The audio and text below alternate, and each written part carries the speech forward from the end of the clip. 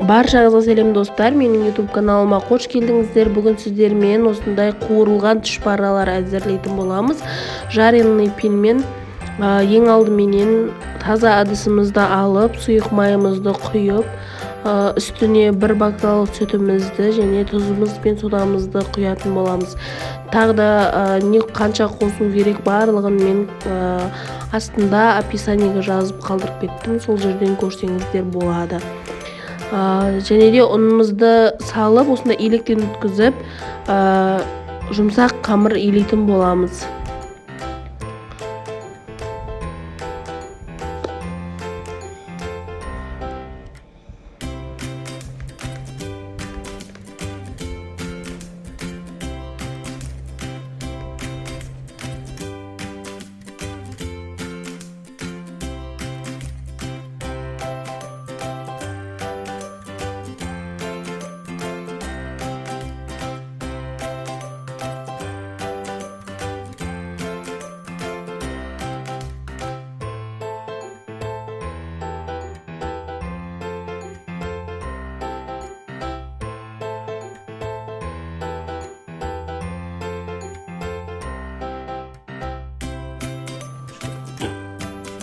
Ал енді салмасын әзірлейтін боламыз. Оған пиязымызды осылай жіңішке қылып турап, бір пияз турасаңыздар да болады, немесе көптеу жасаңыздар, екі пиязды турасаңыздар болады.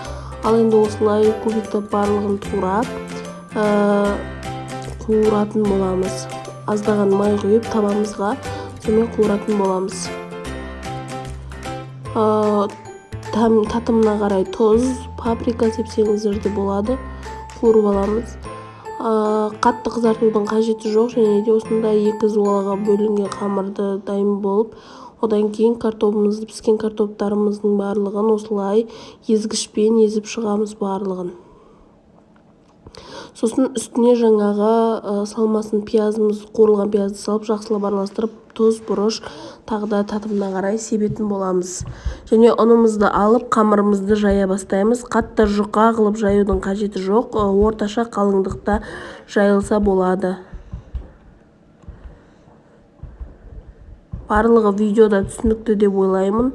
Сіздерде жасап көрсеңіздер болады. Именно осы тестамен, осы құраммен мен айтқан ингредиентпен жасасаңыздар өте әдемі шығады. Жаңа қамыр сияқты, ет асқанда қамыр кеседі ғой, сол сияқты кесіп аласыздар, және осылай манты түйетін сияқты кесіп жасап аласыздар. Және де одан сәл ерекшелігі кішкентай осындай пельмен сияқты ғой. Енді осылай видеода көрсетілгендей етіп түйіп шығамыз барлығын әдемелеп.